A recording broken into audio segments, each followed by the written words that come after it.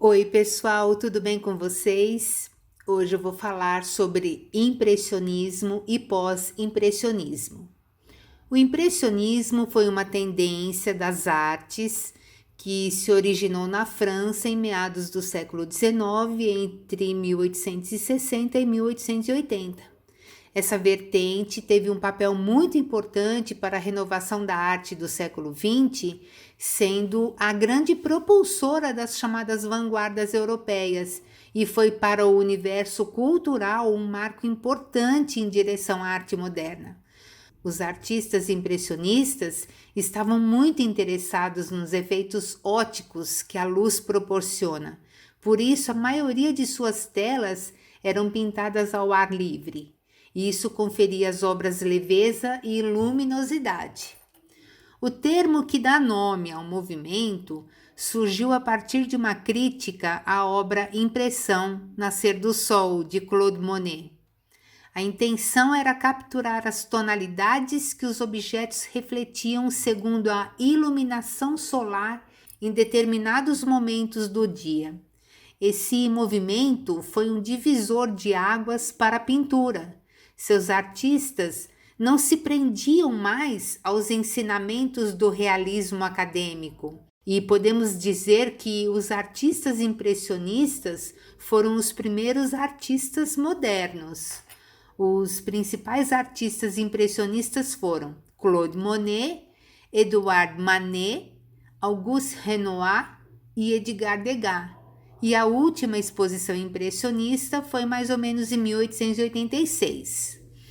Os artistas procuravam uma expressão artística que estivesse focada nas impressões da realidade, naquele instante que estava acontecendo aquela cena, e ao mesmo tempo eles queriam retratar em suas obras a natureza tal como ela é, mas não com pinceladas longas e precisas, apenas com batidas do pincel, pinceladas curtas e rápidas, fazendo com que o resultado final da obra diluísse a forma, ou seja, uma paisagem totalmente sem contornos.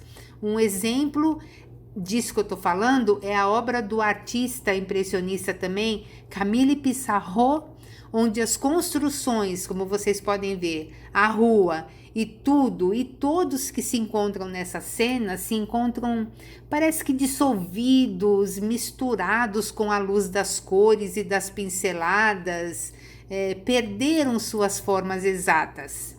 Então, no meio disso tudo, no meio desse tanto de obras com essas características, apareceu um sujeito, um artista também, chamado Georges Seurat, e ele era um artista muito incomodado com essa falta de exatidão da forma que o impressionismo oferece. A solidez e a estrutura faziam falta quando ele olhava as obras impressionistas. Ele queria mudar isso, mas ao mesmo tempo ele não queria deixar para trás toda a importância da luminosidade natural da técnica impressionista. Então Seurat e mais um amigo, artista também chamado Poussinat, buscaram alguns estudos sobre os efeitos da luz e da cor que um cientista francês estava fazendo na época e ficaram encantados com suas descobertas. Esse cientista descobriu que a mistura dos pigmentos na tela não causavam um efeito tão impactante quanto a mistura ótica. Mistura ótica? Sim, as cores se alternam dependendo das cores que estão ao seu redor. Mas isso acontece dentro do nosso olho, dentro do olhar do espectador, daquela pessoa que está vendo a obra. Foi aí, destes estudos, que esse cientista criou o círculo cromático. O método ficou perfeito para identificar e nomear as cores, além de facilitar a percepção das suas misturas óticas. Georges Seurat e Poussinat batiam o pincel na tela como se fossem pontos, com cores distintas, sem misturá-las na paleta, a fim de que a mistura acontecesse dentro do olhar do espectador. Eu vou explicar. Vamos observar essa obra de Paul Signac, que se chama Mulheres no Poço. Podemos observar que aqui, nesse trecho da pintura, não tem a cor verde, mas tem as cores amarelo e azul, que dentro do nosso olho, as duas misturadas e a uma certa distância resultam na cor verde. Aham, deu para entender agora? A partir desse exercício de pintura com pontos e com cores distintas, sem estarem misturadas na paleta, que surgiu o pontilhismo ou divisionismo. Esses foram os nomes que essa técnica recebeu. Não mais aquele tipo de pintura borrada, diluída na luminosidade com misturas de cores, e sim com cores puras que se misturavam no olhar e que davam organização às formas, não deixando para trás o efeito da luz. Essa foi a base e o objetivo inicial do pós-impressionismo.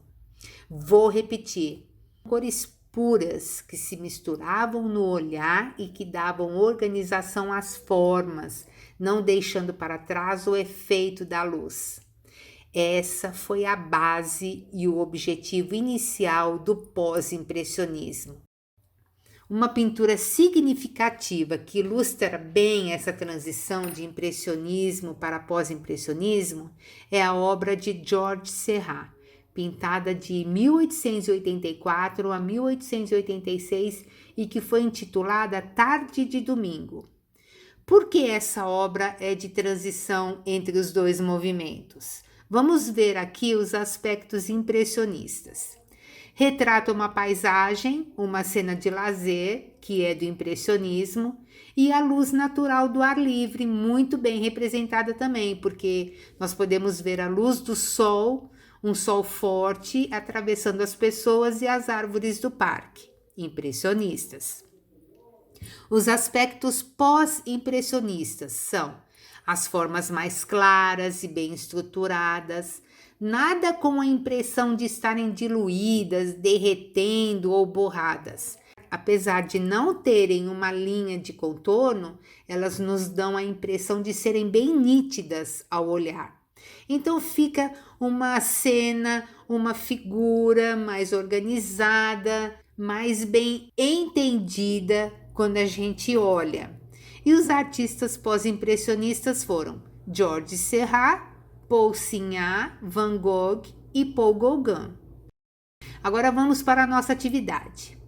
Em uma folha 4 em pé no modo retrato, vamos fazer no centro da folha a inicial do nosso nome a lápis.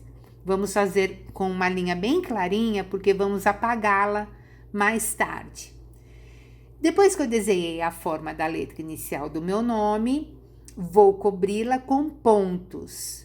Eu já falei em alguns vídeos que tudo que é redondo ou tem a forma circular nas artes visuais, a gente fala pontos. Essas formas são conhecidas como pontos e não como bolinhas. Então eu preencho todo o espaço da letra com pontos.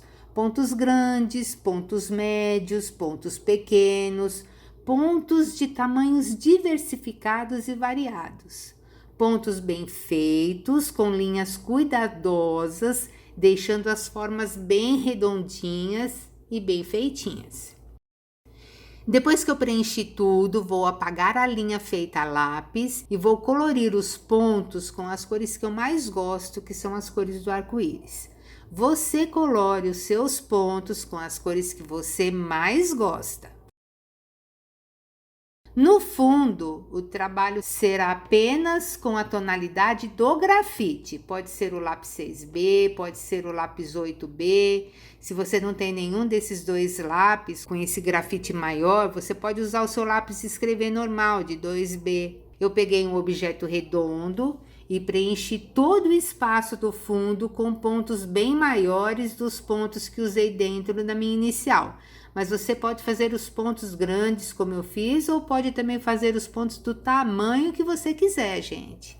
Aí vai variar muito de gosto para gosto.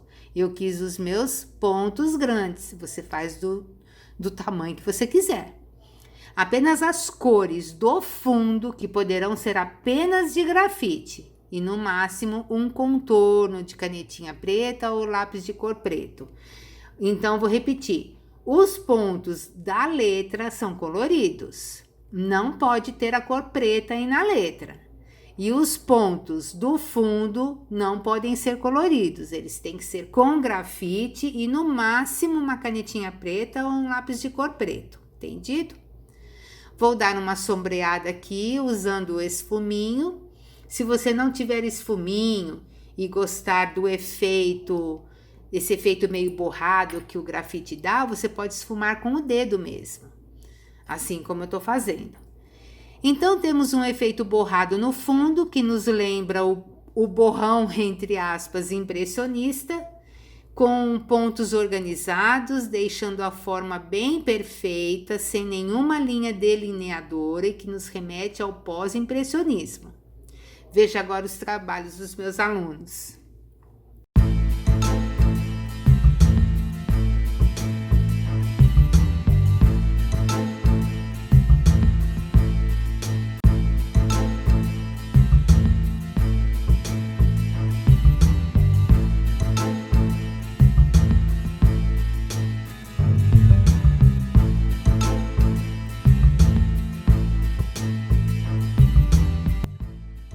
E espero que vocês tenham gostado. Muito obrigada pela atenção de todos e até o próximo vídeo.